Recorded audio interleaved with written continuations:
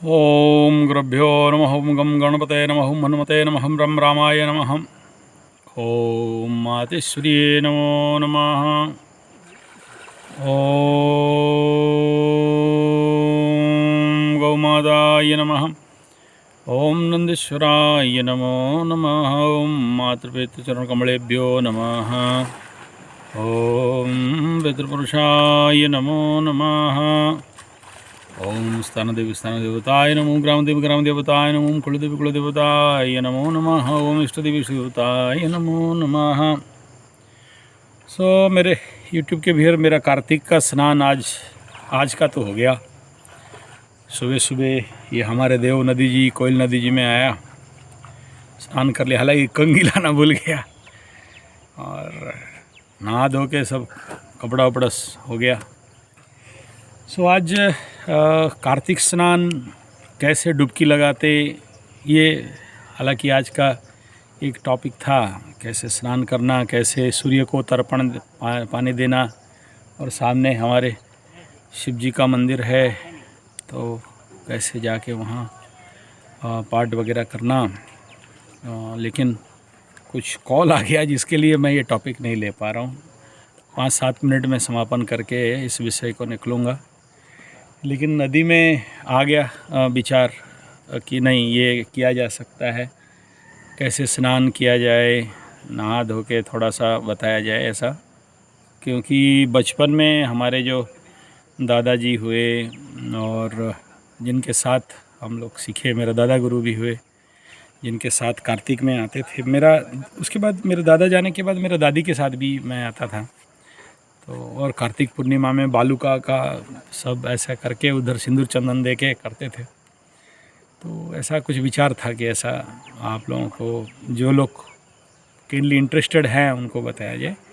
लेकिन क्योंकि मैं थोड़ा माफ़ी चाहूँगा, सडन कॉल आ गया कुछ ऐसे ही आई थिंक, तो मेरे को निकलना है।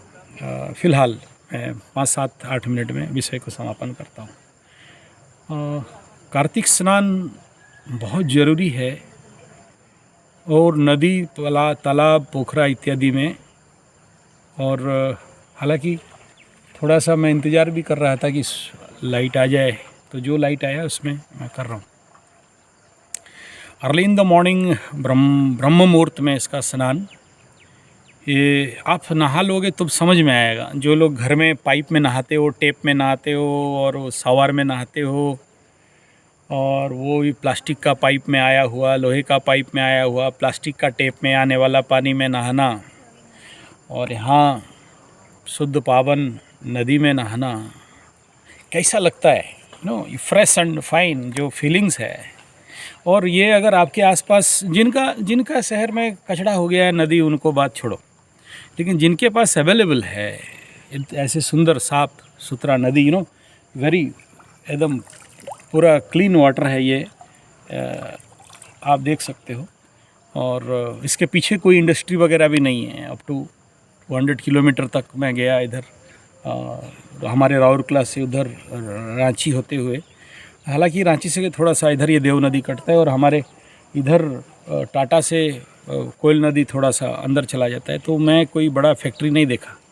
हाँ, एक माइंस है चिड़िया माइंस, उसका कुछ पानी आ जाता है, लाल हो जाता है। ये आगे जो नदी निकला हुआ है वो थोड़ा रेड वाटर है, ये क्रिस्टल वाइट वाटर है। तो ऐसा नदी है तो ज़रूर नहाओ, और अगर शुद्ध साफ पोखरा तालाब है तो ज़रूर नहाओ। हमारे ज्योतिष विज्ञान में और आयुर्वेद में और एंड नेचुरोपैथी तो स्नान का भंडार है। कटी स्नान, मेरुदंड स्नान, और सीज बात, मेहन स्नान, एंड स्पाइन बात, सिर, ये अर्ध सिर स्नानम, पूर्ण सिर स्नानम, ऐसा स्नान ही स्नान भरा है। और ऐसे ही दशकर्मा में भी आयुर्वेद में हमारा, जब हम गुरु लोगों के पास अध्ययन कर रहे थे, तो स्नान का बड़ा महत्व दिया गया है। तो हमारे ज्योतिष शास्त्र में भी बताया गया, मैं ऑलरेडी बनाया था, 55 मिनट का लंबा वीडियो था। स्नान कर लेते हो तो आपका सिस्टम पूरा फ्रेश हो जाता है। और बिना नदी, पुष्करणी, बांध, तालाब, पोखरा में हम लोग कोई पूजा पाठ शुरू भी नहीं कर सकते। जैसे अभी देखिए, अभी आने वाला काली पूजा और 5-7 दिन है, तो ये काली पूजा में भी हम लोग यहीं आएंगे जल संग्रह करने के लिए। वो जो घट इत्यादि का यहीं से जल संग्रह होगा, पूजन होगा, संकल्प होगा और फिर निकलेंगे। दुर्गा पूजा में भी यहीं से हम लोग संग्रह करते हैं और यहाँ पर पूरे सारे गंगा गोदावरी ऐसा करके सबका प्रार्थना करके, सबको आवाहन आमंत्रण करके, फिर गंगे च जमुने चैव गोदावरी सरस्वती नर्मदे सिंधु कावेरी जलस्मिन् सन्निधिं कुरु करके संकल्प सूक्त में भी। तो नदी स्नान का महत्व देखिए, कुंभ स्नान का महत्व है, ऐसे ही कार्तिकी स्नान का, और मकर संक्रांति मकर स्नान जो कलकत्ता हावड़ा बंगाल में जहाँ गंगा जी समुद्र में जाके मिले हुए हैं, तो वहाँ का स्नान। फिर हम लोगों का यहाँ ये कार्तिक महीना में भी स्नान होता है, कार्तिकी बूढ़ो हम लोग उड़िया में बोलते हैं। तो इसका स्नान तो महोदधि में, समंदर में और कई पुष्करणी में, पुरी में इसका बहुत मान्यता है। उसके साथ ये कोणार्क के पास एक बहुत बड़ा स्थान है जहाँ पर स्नान का प्रमुख मान्यता रखता है। तो भारतवर्ष में कई सारे स्नानों का प्रमुखता है। तो जब यहाँ से स्नान कर लेते हो तो आप खुद देख सकते हो कि कितना हमारे शरीर से नेगेटिव ऊर्जा चला जाता है और पॉजिटिव ऊर्जा इस स्रोत के माध्यम से हमें मिलता है। एक ऊर्जा, एक एनर्जी, एक ताकत, एक भिन्न प्रकार का फीलिंग्स, एक फ्रेशनेस का अनुभव। तो ऐसा स्नान तो ज़रूर होना चाहिए। और कार्तिक महीना इसका एक बहाना समझ लीजिए या धर्म के लिए समझ लीजिए, तो ये स्नान होना बहुत ज़रूरी है। और स्नान के बाद जो भी हम लोगों का बेसिक पूजा पाठ, मैं नहीं कह रहा हूँ बहुत करो, लेकिन सिंपल। अभी यहाँ मैं आता हूँ तो जो मछलियों के लिए आटा वगैरह लेके आता हूँ, तो इससे आप हर एक पितृपुरुष का नाम लेके उनको दे सकते हो, उनको भोजन। अब तो काली पूजा तक हम लोगों का उड़ीसा में पितृपक्ष को माना गया। पितृपक्ष तो ख़त्म हो गया, तो पितृपूजन को आखिरी काली पूजा में जब दिया उठा लेते हैं तो बड़बड़िया गड़गड़िया सब जाओ ऐसा करके सबको विदा करते हैं, तब तक चलता रहता है। नेक्स्ट विषय यहाँ मैं आप सबके समक्ष रखना चाहता हूँ। प्लीज़ काली पूजा के लिए प्रिपरेशन करिए। आज तक जैसे करते थे ठीक है, और मेरा तो हार्दिक सबको अनुरोध रहता है कि मैं काली पूजा के ऊपर 3 दिन से कोशिश कर रहा हूँ, लेकिन अंदर से नहीं आता है तो नहीं बनता है। आ जाता है तो फिर 1 घंटा 1.5 घंटा भी चल जाता है। तो यू स्टार्ट काली पूजा। जो लोग नया हैं उनके लिए मैं कहूँगा बेसिक लेवल पे, जैसे मैं दुर्गा पूजा में बताया था कि आप सिंपल एक फ़ोटो रखिए, एक या मूर्ति रखिए, कोई प्राण प्रतिष्ठा पूजा पाठ का आवश्यकता नहीं है।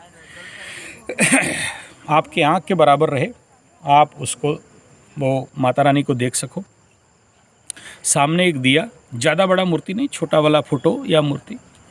और हाँ, फिर आपके दिमाग में आएगा मूर्ति पूजन में हमें लेके जा रहा है। नहीं, मैं परम वेदांती हूँ, मैं मूर्ति पूजक नहीं हूँ। लेकिन ये आवश्यक भी है। जैसे बच्चों को खिलौना दिया जाता है ना, बच्चे खिलौना से ही संसार को सीखते हैं, ऐसे ही आप लोग जब आध्यात्म में जाओगे तो ABCD पढ़ना है। क्लास 1 क्लास 2 जाओगे, बच्चे नर्सरी में जाते हैं ना, छोटे छोटे खिलौना से वो उनका नर्सरी स्कूल में बहुत सारा खिलौना रहता है, वहीं से वो लोग सीखते हैं।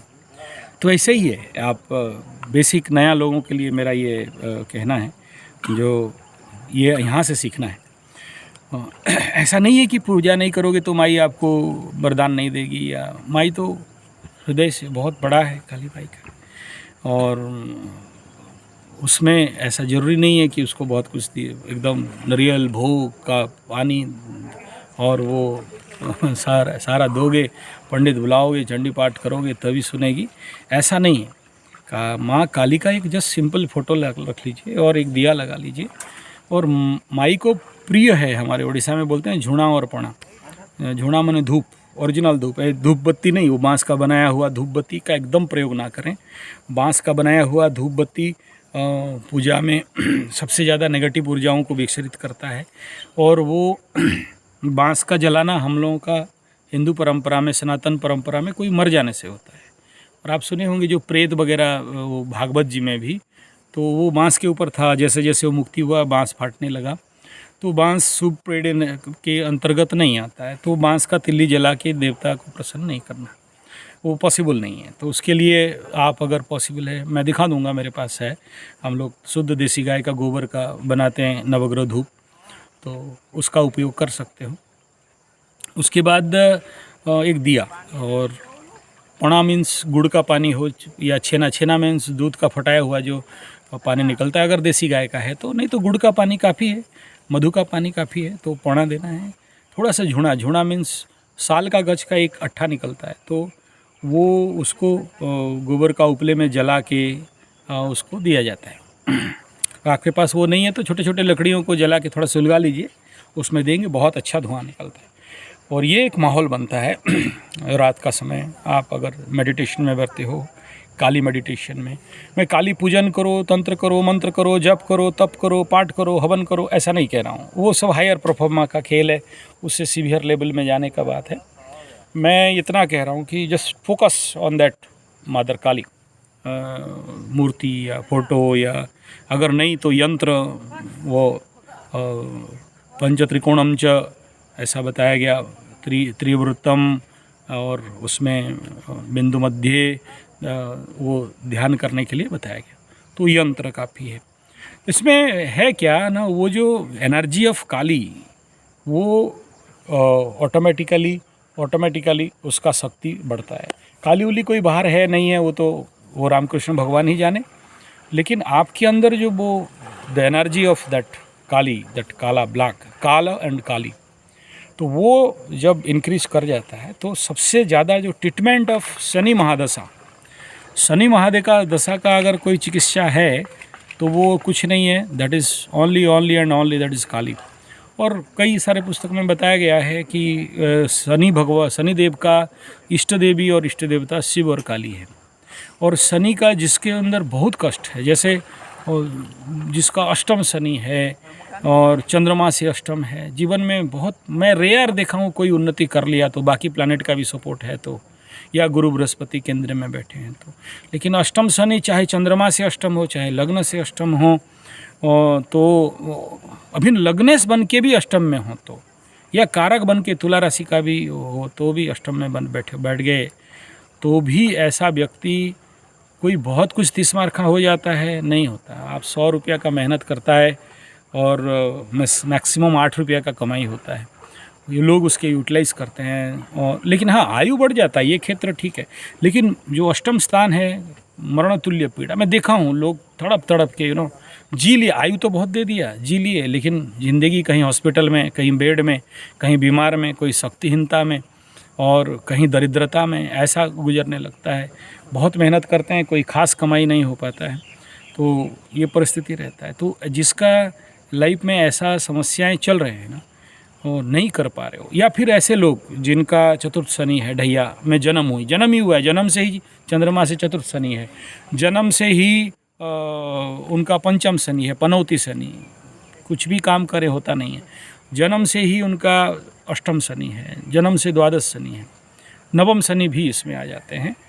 तो ऐसे लोगों को मेरा अनुरोध है, देखो आप, मैं जानता हूँ ऐसे लोग हर प्रकार का प्रयास करते हैं, उनको कोई रिज़ल्ट नहीं मिलता, कोई समाधान नहीं मिलता है। तो मैं कहूँगा, एक बार आप सब कुछ कर लिए, एक बार भगवान हनुमान और भैरव जी और बीच में काली, इस ट्रायंगल को आप अगर एक्टिवेट करना जान जाओ और उसका टारगेट अचीव कर लो, उसका जितना साधना है उतना अगर कर लो, और नहीं कर पाते हो साधना नियम निष्ठा के साथ, तो केवल आप गो फॉर दैट मेडिटेशन, और वो आपके अंदर आ जाए, आपके जो यहाँ चिदाकाश है उसमें वो आ जाए।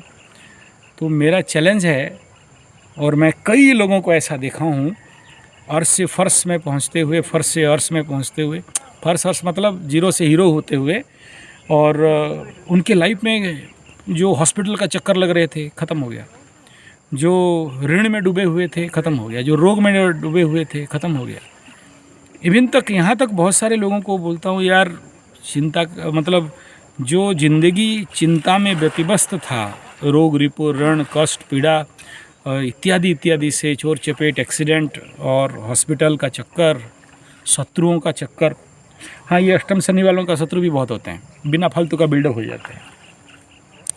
तो ये माँ काली का साधना, सेवा, सत्संग, पूजा पाठ इत्यादि, मैं नहीं कह रहा हूँ यहाँ आपको दीक्षा ले, वो अलग मैं वीडियो बनाऊंगा उसके लिए। दीक्षा लेना है, मंत्र दीक्षा लेना है, तंत्र दीक्षा लेना है, फिर ये लाल कपड़ा बिछाना है, लाल कपड़ा कमल डालना है, उसके ऊपर बैठना है, फिर रात को बैठना है, नहीं।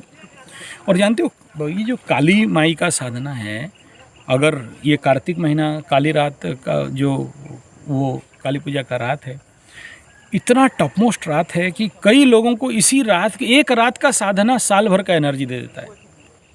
अब सोचो कोई इसी रात का में ही, जो डायन लोग होते हैं खून चूसने वाले, एक नेगेटिव साधना है, अब उनको क्या मिलता है वो जाने, वो अलग विषय है। एक ही रात में सिद्ध करते हैं। नहीं, मैं कईयों से मिला हूँ ऐसे डायनियों से मेरा हुआ है ऐसा। हम जैसे लोग भिड़ जाते हैं, क्योंकि ऐसा जो काम करेगा ज़िंदगी तो अच्छा चलेगा नहीं उसका। वो तो वो उस समय कर लिया, लेकिन उसके बाद उनका ज़िंदगी नर्क बन जाता है। तो मेरा यहाँ आप सबको कहने का तात्पर्य यह है कि काली, कलयुग में काली और कलऊ चंडी विनायक, गणपति और चंडी, ये कलयुग के लिए एकदम इमीडिएट एंटर बटन दबाए और काम होगा। और कई सारे ऐसे लोगों को भी देखा हूँ जो लोग ऐसा कोई रेगुलर काली पूजा पाठ साधना नहीं करता है, लेकिन माई के नाम पे ही बहुत कुछ काम कर लेता है। उनके अंदर वो पूर्व जन्म का शायद सिद्धि होगा, जिसके लिए इस जन्म में केवल माई का नाम ले लिए, काली माई का, और बेटा काम हो गया, समझ लो फेलियर नहीं है। और बहुत लोगों को देखा हूँ जो लोग कोई ऐसा नहीं, बस किसी शनिवार मंगलवार को मंदिर चले गए, किसी दिन जुड़ा दे दिए, किसी दिन पणा दे दिए, किसी दिन कुछ और माई को पसंद है तो वो जो लौंग और बतासा ही कुछ दे दिए। कोई एक मंदार फूल भी ऐसे, एक भक्त तो बड़ा अजीब है, वो एक मंदार फूल, मंदार और गुड़हल का फूल लेके जाके खड़ा होता है ऐसा माई को, और दूर से ही ऐसा फेंकता है, और पता नहीं वो क्या चमत्कार है, वो माई एकदम ऐसा लगेगा कि माई पकड़ रही है। हाँ, ये आप सबको थोड़ा सा अविश्वास टाइप लगेगा, या आपको थोड़ा सा मैं बढ़ा के बोल रहा हूँ ऐसा टाइप लगेगा, लेकिन जो देखता है वो देखता है। और एक्चुअली सच बताऊँ, ये कलयुग में ये काली माई का पूजा को ना 99% आदमी छुपाता है, क्योंकि उनको डर लगता है कि उनको कोई तांत्रिक मांत्रिक बोल दे, या कोई तंत्र मंत्र कर रहा है बोल दे।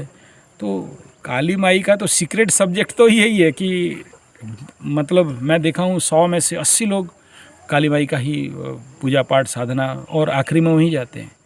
और एक बड़ा पुस्तक है हमारे उड़ीसा का, 110 साल पुराना साधु लिखे हैं, सभी समस्याओं का अंत का समस्या का समाधान।